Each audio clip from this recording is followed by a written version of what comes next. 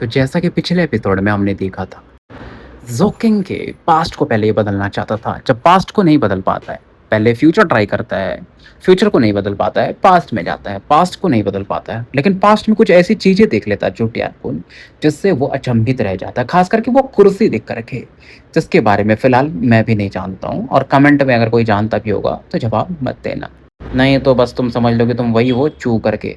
खैर अपन आगे बढ़ते हैं। लेकिन ज़ू इस बात से अचंभित होता है कि ये कहना क्या चाहता है? मतलब इसने बोला था ना कि मैं तो बस एक वेसल मात्र हूँ, मतलब एक शरीर मात्र हूँ। जब वो प्रकट होगा तो तुम तो पक्का मरोगे। ज़ू को फ़र्क नहीं पड़ता फिलहाल और ये अपने घोस्ट एम्परर माउंटेन की ओर से इसको सप्रेस करते जाता है। टियानको इस दौरान अपनी एक और टेक्निक यूज़ करता है, God magic always cherish this life, मतलब इस जीवन को संजो के रखो या जो भी 3 बार ये इस मंत्र का उच्चारण करता है। और ये ऑरा बेसिकली ज़ोकिंग के घोस्ट एम्परर माउंटेन को काउंटर कर रहा था और काउंटर करते भी रहता है। और ज़ोकिंग में जहाँ पर क्रॉस लेग बैठा था ना, इसके घोस्ट एम्परर माउंटेन के युग को ये ऑरा लगभग लगभग बोल सकते हो कि खत्म कर चुकी थी। और दूसरा जब झोंका चलता है ना, तो ज़ोकिंग हिल जाता है। इसके टैबू पॉइजन और वॉयलेट मून भी स्लो हो जाते हैं। उसके जिंदगी मानो निरस होने लगती, मतलब ब्लैक एंड व्हाइट ही बचता है। आसपास का भी एरिया का भी वही हाल होता है, या तो कुछ चीजें सफेद या तो काली, बस पेंटिंग के समान हो जाती है, एकदम निरसता भर जाती है। क्योंकि उस बंदे ने जो गॉड मैजिक यूज किया था उसको 3 बार बोला था। ज़ोकिंग एकदम चौकन्ना हो जाता है, मानो मृत्यु उसकी तरफ फिर से बढ़ रही हो, हड्डियों जैसा होने लगता है। और घोस्ट एम्परर माउंटेन अब बना भी नहीं पा रहा था, क्योंकि ऑरा ही नहीं बची थी। न तो टैबू पॉइजन रिलीज कर पा रहा था, न तो वॉयलेट मून की ऑरा रिलीज कर पा रहा था। लाइफ लैम्प वगैरह भी इसके डिम होने लगते हैं। और तीसरा जो वो ऑरा था, गस्ट ऑफ विंड, इसकी तरफ बढ़ता है, जो कि पानी के समान था। और उसके विचार भी एकदम स्लो हो जाते हैं ज़ोकिंग के अब तो। और ज़ोकिंग इस तीसरी ऑरा की तरफ देखता है, और ज़ो को उसके मास्टर ने जो लाइफ सेविंग ट्रेजर दिया था ना, वो इस दौरान फूट जाता है। लेकिन फिर भी इस ऑरा को पूरी तरह से डिसॉल्व नहीं कर पाता है। मृत्यु काफी करीब आ चुकी थी ज़ोकिंग को, मतलब वो ऑरा ऑब्वियसली इसको प्रोटेक्ट करती है। एकदम शांत हो चुका था ये, और उसके पास कोई भी ऐसी टेक्निक नहीं थी जो कि अब इस पावरफुल ऑरा का मतलब सामना करता है। कि ज़ो को लगता है क्या मैं अब मरने वाला हूँ। बेहोश होना शुरू हो चुका था, बॉडी धीरे धीरे खत्म हो रही थी। लेकिन तभी इस पेंटिंग में, जो ब्लैक एंड व्हाइट वाली पेंटिंग की ओर आती है, उसमें एक गोल्डन लाइट चमकती है ज़ोकिंग के कलाई पर, और लाइट एकदम ब्राइटर होती जाती है। क्योंकि देखो वो जो इसके कलाई पर वो और आती ना, वो बहुत छिपी हुई थी, तो ज़ो देख भी नहीं पाता था।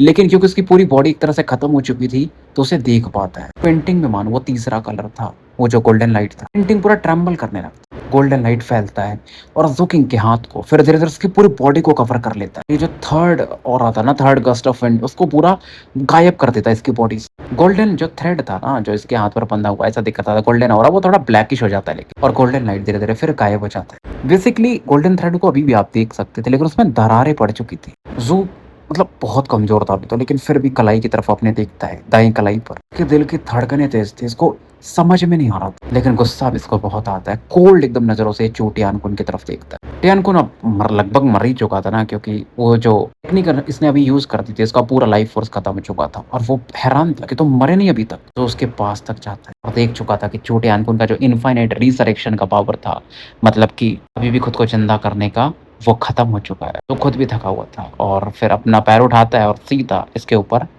गिरा देता है।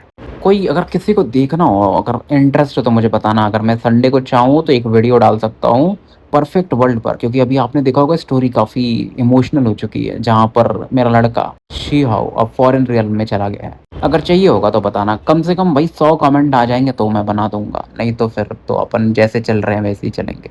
टियानकुन अभी भी मरा नहीं था, और टियानकुन को एक भारी आवाज़ सुनाई देती। भारी आवाज़ मतलब ज़ोकिंग का, क्योंकि ज़ोक भी बहुत थक चुका था, कमज़ोर पड़ चुका था।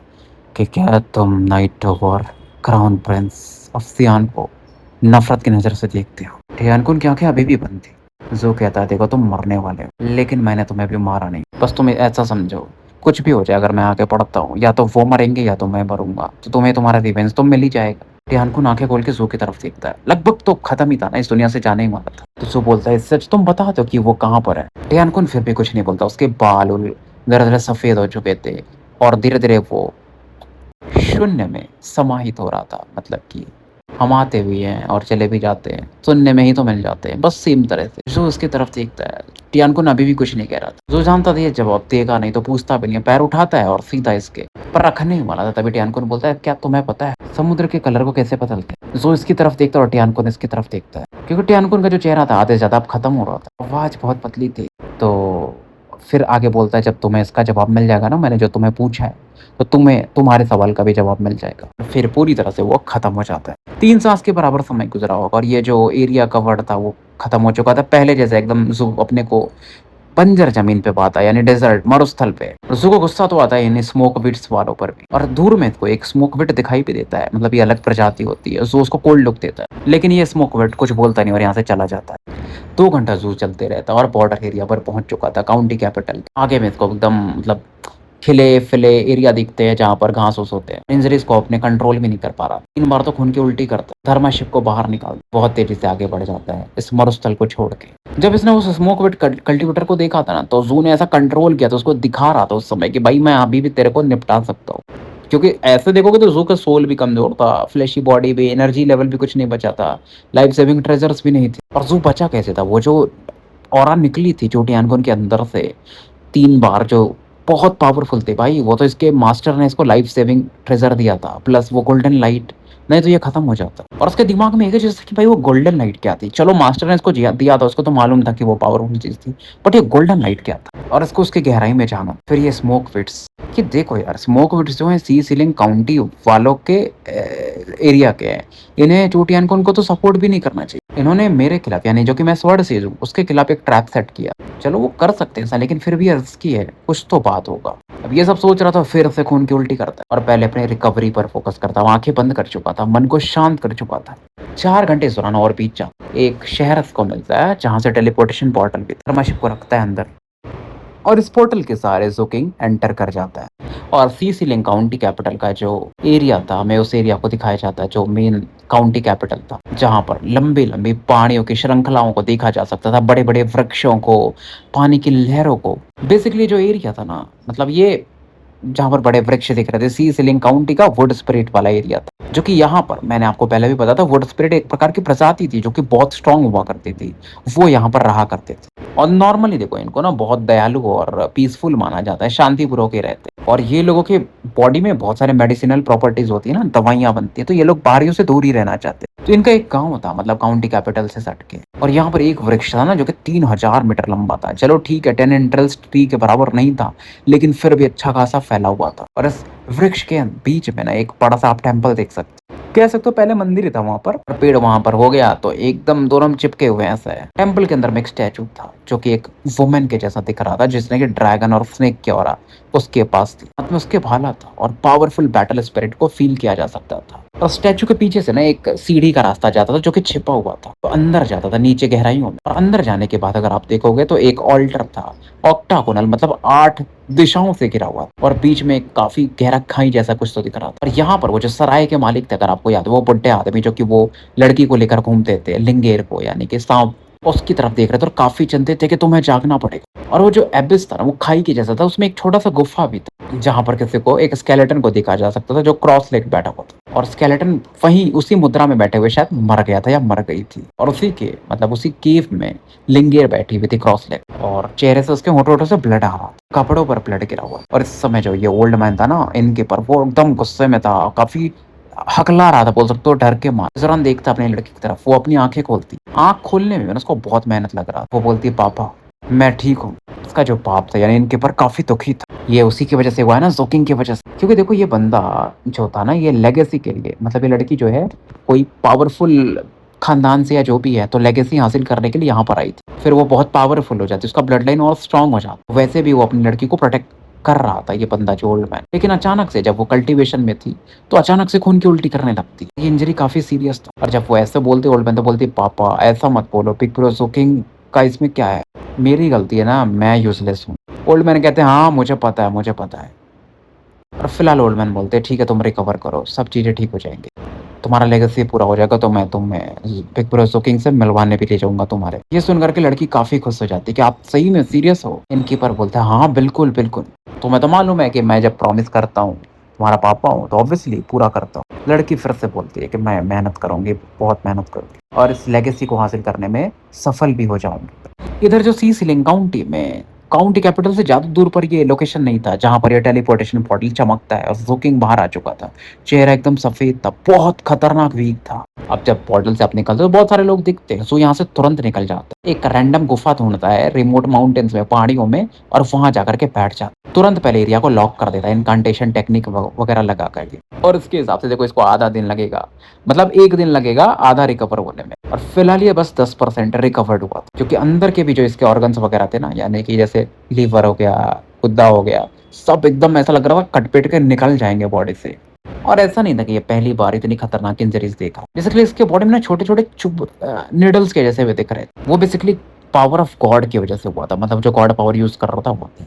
हालाँकि ज़ोकिंग के पास भी अपनी ऑरा थी, तो उसको रिकवर करने में ज़्यादा समय नहीं लगता है। और जो इस दौरान इस चीज़ के बारे में सोचता है ना, उसको जो व्याकुलता हो रही थी अचानक से, तो कुछ तो इसके मतलब घबराहट जो उसको हो रही थी। पहली बार हुआ था जब ये यहाँ पर आया था, दूसरी बार जब वो होली टाइड लैंड के लिए गया था, और वो जो घबराहट इसको हो रही थी वो स्ट्रॉन्ग होते जा रहा था। मुझे जो घबराहट हो रही थी शायद वो चोटियानकुन से रिलेटेड नहीं है। ऐसा क्योंकि मैं काउंटी कैपिटल के करीब आ रहा था इसलिए, लेकिन ऐसा क्यों? ज़ू को समझ में नहीं आता। और ज़ू जानता था कि इसको रिकवर करना है तो इसको बहुत खतरनाक टेक्निक्स यूज़ करनी पड़ेगी।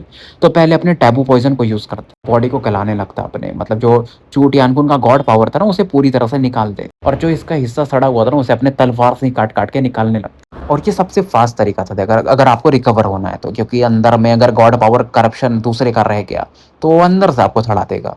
समय इस दौरान बीतते जाता, धीरे-धीरे साफ करते-करते अपनी ऑरा को ये अपने कलाई पर पहुँचता है, दाईं कलाई पर। और ये चाहता नहीं था कि गोल्डन पावर को फिर से एक्टिवेट करे। उस एरिया को इसे अपने मतलब करप्शन पावर से गलाना नहीं पड़ेगा, नहीं तो फिर से वो क्या पता गोल्डन लाइट एक्टिवेट हो जाए। और वॉयलेट क्रिस्टल धीरे-धीरे जो इसकी बॉडी में था वो रिकवर करते जा रहा था एरिया को। फाइनली जब ये चीज़ें क्लियर हो जाती तो आँखें खोलता है, और रिकवरी अच्छी इसकी हो चुकी थी। 3-4 दिन ये बिता चुका था यहाँ पर, और ये नॉर्मल अब हो चुका था, और फिर से उसी टेलीपोर्टेशन पोर्टल की तरफ बढ़ जाता है जहाँ से आया था।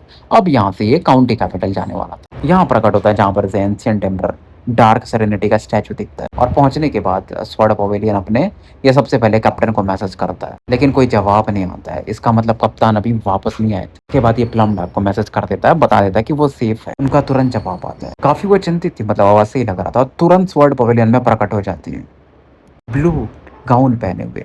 पहला सवाल किया था कि तुम इतने लंबे समय के लिए क्यों गए थे? ज़ोकिंग को पूरा ऊपर से नीचे तक लेकर के पूरा इंस्पेक्ट करती हैं, देखती हैं कि अच्छा चलो कोई ज़ख्म नहीं है, तो जाकर के संतुष्ट हो जाती है। ज़ू बताता है कि मैं थोड़ा इश्यूज़ में फँस गया था इसलिए मुझे लेट हो गया आने में। फिलहाल बंदी मतलब हाँ में सर हिलाती है, कुछ शब्द इसको बताती है और जाने लगती है। अब जब जा रही थी ज़ू बोलता है आर्ची मॉर्टल मैं इस दर बीच काफ़ी नर्वस फ़ील कर रहा हूँ, तो आप अपना ध्यान रखना। अब इमॉर्टल रुक जाती हैं, प्लम डार्क मतलब इसकी तरफ पलट के देखती है, स्माइल करती हैं, फिर चली जाती हैं। अब ज़ुकिंग जब अपने पवेलियन में अकेले था तो कॉन्ग को मैसेज करता है, कॉन्ग जियांगलोंग को। पूछता है कि कहीं काउंटी कैपिटल में कुछ अजीब घटना तो नहीं घटा? वो बताते हैं कि नहीं, कुछ नहीं हुआ, बस एक अफ़वाह फैला या जो भी बोलो कि नाइट शेड का गॉड गॉड चाइल्ड प्रकट हुआ था होली टाइड। ज़ुकिंग समझ जाता है क्योंकि कॉन्ग जियांगलोंग को लगता है कहीं वो तुम लोगों से रिलेटेड तो नहीं है, क्योंकि तुम लोग भी तो होली टाइड टेरिटरी ही गए थे। ज़ू भी अपना जवाब दे देता है। फिर ज़ुकिंग बताता है कि अरे मेरे पास कुछ मतलब वो जो फल हैं, डाओ फ्रूट्स। ज़ियांगलोंग पूछता है कितने? ज़ू बोलता है कुछ हज़ार हैं। तो अचंभित हो जाते हैं, वो क्या बात कर रहे हो? ज़ू बोलता है कुछ आपके लिए भी है। तो ये बताते हैं कि देखो इन सबको बेचो मत, क्योंकि अब तुमको तो मालूम है वो जो वृक्ष है टेनेंट्रल्स वो पूरी तरह से जा चुका है। तो इन चीज़ों का दाम जो है ना और ज़्यादा बढ़ जाएगा। और ज़ू इस सुझाव से काफ़ी सहमत भी था कि बात तो सही कह रहे हैं ना। देखो वो पेड़ जा चुका है तो वो फल तो अब दोबारा लगने वाले नहीं है, मिलने वाले नहीं है। तो ज़ू इनको और अच्छे दाम पे बेच के कमा सकता है। लेकिन ज़ू ये सब सुन लेता है कुछ गड़बड़ नहीं, तो सोचता कौन है जो मुझे यहाँ पर टारगेट करे। इसको मालूम था ये ओवरथिंक तो नहीं कर रहे, तो उसके दिमाग में ये था मुझे चौकस रहना पड़ेगा। रात तो फिलहाल निकल जाता है और बाहर निकलता अगले दिन सुबह में पहले पिल्स वगैरह जो इसे खरीदने थे वो सब जुटा लेता है, और उसके बाद ये वो जो सुप्रीम वॉइड डीमोनाइजेशन सेक्ट था ना वहाँ पर जाता है। कितने क्रेडिट्स वगैरह पे करने पड़ते हैं ना, तो वो पे करता है और उनका वो जो माइनर वर्ल्ड था सुप्रीम वाइड वर्ल्ड वहाँ घुस जाता है। अब इसके दिमाग में ये था कि घोस्ट एम्परर माउंटेन को पूरी तरह से विकसित कर लेना है ट्रम्प कार्ड के रूप में, क्योंकि देखो अब घोस्ट माउंटेन्स के हेवनली पैलेस में भी था, तो उसमें और सिंबल्स बनाएगा तो वो और स्ट्रांग होगा। और क्योंकि इसके ये हेवनली पैलेस में है तो घोस्ट एम्परर माउंटेन को कंट्रोल करना भी अब आसान हो गया था पहले से। अब जैसे ज़ू यहाँ पर एंटर करता, आपको मालूम है यहाँ पर पेड़ हैं जो दिमाग के समान है, ब्रेन ट्रीज जैसे कहते हैं, वो इसे पहचान लेते हैं और इधर उधर भागने लगते हैं। कि लास्ट टाइम देखो इन आपको मालूम होगा ये याददाश्त खाते हैं आपका थोड़ा बहुत। लेकिन लास्ट टाइम जो इन्होंने ज़ोकिंग का याददाश्त खाया था जिन्होंने भी उनकी तो फट गई थी। और ज़ू का कल्टीवेशन भी जब ये आया था इससे तो बहुत ऊपर जा चुका था। भाग तो रहे थे वो ज़ू फिर भी उन्हें पकड़ लेते और यहाँ पर फिर आराम से कल्टीवेशन वगैरह करके निकल जाता है और उसके बाद स्वॉर्ड से इसके लाइब्रेरी हॉल में जाता है। अब इसके दिमाग में था गोल्डन लाइट के बारे में से जानना है। लाइब्रेरी में कुछ किताब-वुताब पढ़ के, कितना भी पढ़ता है इसे कुछ मिलता नहीं है। तो फिर वापस अपने स्वॉर्ड पवेलियन में आ जाता है कि अब ठीक है कल फिर से जाता हूँ, कुछ और किताबें देखता हूँ। कुछ तो मिलेगा यार, कुछ तो जवाब मिलेगा और अगर कुछ नहीं मिला तो पहले स्लॉट से जाकर सीधा पूछ लूँगा। इसको मालूम था अगर सबसे सेफेस्ट लोकेशन है, तो वो करेक्शन डिवीज़न ही है इसका मतलब जहाँ पर जेल वगैरह है, क्योंकि वहाँ के इंचार्ज भी पहले स्लॉट है ऑब्वियसली।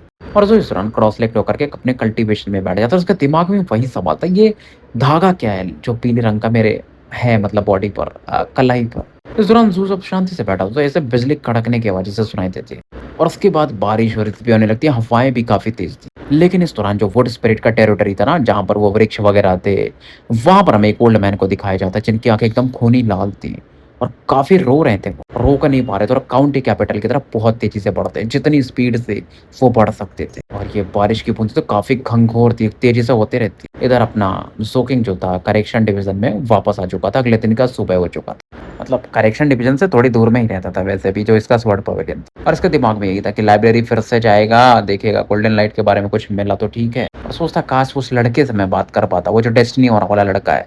लेकिन देखो वो कुछ बोलता भी है तो ज़ू उसको सुन नहीं सकता, मानो वो एक अलग स्पेस में हो। बट क्लूज़ तो मैं माँग सकता हूँ उससे ना इशारों-इशारों में। अब ज़ू अंदर जाने वाला था लाइब्रेरी हॉल, तभी इसकी नज़र पड़ती है दूर एक तरफ देखता है जहाँ पर इसे एक ओल्ड मैन दिखाई देता है, जिनकी आँखें लाल थी और वो स्वॉर्ड से इस पैलेस की तरफ तेज़ी से बढ़ रहे थे और चिल्ला रहे थे वो ज़ोकिंग ज़ोकिंग।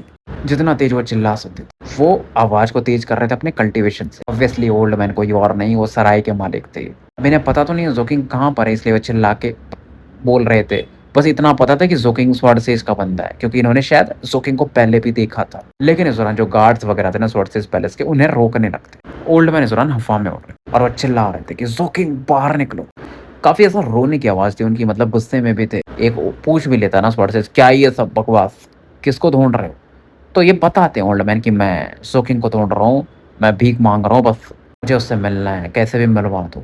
तो वो बंदा बोलता है ठीक है आप शांत हो जाओ, हम बात करते हैं, मैं रिक्वेस्ट डाल देता हूँ। ज़ोकिंग ओल्ड मैन को वैसे भी देख चुका था, पहचान लेता है तुरंत। और ज़ोकिंग और इस ओल्ड मैन का वैसे भी काफ़ी कॉम्प्लिकेटेड इतिहास है। ज़ू सोच ही रहा था क्या करना, तभी वो इनकीपर जो था यानी सराय के मालिक ओल्ड मैन, वो बोलते समय नहीं है मेरे पास। वो दिमाग खो रहे थे, फिर से चिल्लाते कि ज़ोकिंग कहाँ हो तुम? तुम्हें मदद करना पड़ेगा इस बार, वो गोल्डन धागा। ऐसे ही जैसे ही बोलते हैं ना ज़ोकिंग एकदम भौचक्का रह जाता है कि गोल्डन धागा, और ज़ोकिंग ज़ुप से गायब होता है, इनके सामने प्रकट हो जाता है। गार्ड्स को बोलता है कि रहने दो, छोड़ो। तुरंत स्वॉर्ड से सैल्यूट मारते हैं, ज़ू सैल्यूट मारता है। पूछता है फिर ओल्ड मैन से गोल्डन थ्रेड के बारे में क्या करें? और फिर ओल्ड मैन बोलता है कि तुम्हें चलना पड़ेगा मेरे साथ ज़ोकिंग, तुम्हें लिंगेर को बचाना पड़ेगा। ज़ोकिंग बोलता है पहले बताओ आप क्या सीन है? ओल्ड मैन फिलहाल खुद को शांत करते हैं क्योंकि बहुत ही समय टेंशन में थे, क्योंकि उन्हें पता ही नहीं था ना कि उसको भी ओल्ड मैन को मालूम था कि ज़ोकिंग को थोड़ी कुछ आइडिया है कि लिंगेर के साथ क्या हो रहा है। और ज़ोकिंग कितना चौकन्ना आदमी है इनको भी मालूम है पहले से, तो ऐसे तो नहीं चला जाएगा। तो इन्हें मालूम था बताना तो पड़ेगा। बताना शुरू करते हैं, जो गोल्डन थ्रेड है ना तुम्हारे दाएँ कलाई पर, वो लिंगेर का लाइफ एसेंस है और वो मर चुकी है लगभग। तो तुम्हें उसकी ज़िंदगी बचानी पड़ेगी और मैं रास्ते में तुम्हें पूरी चीज़ें बता दूँगा, जल्दी चलो। ज़ोकिंग भौचक्का हो जाता है कि ये क्या है? गोल्डन थ्रेड के बारे में तो बस यही जानता था, किसी और को नहीं पता था। तो ओल्ड मैन को पता है नहीं कुछ तो बात होगी। लिंगेर का लाइफ एसेंस? लिंगेर कौन है ये? फिर से याद आता है कि वो वही लड़की जो मर्कफुक आइलैंड पर इसे मिली थी, क्योंकि लिंगेर जब पहली बार ह्यूमन फॉर्म में आई थी तो मर्कफुक आइलैंड पर जब ज़ोकिंग बैटल वैटल कर रहा था तो ये वो भी वहां पर गई थी और उस लड़की ने इसे कुछ करप्शन भी दिया था उस टाइम। उसके बाद ज़ोकिंग उससे कभी नहीं मिला था।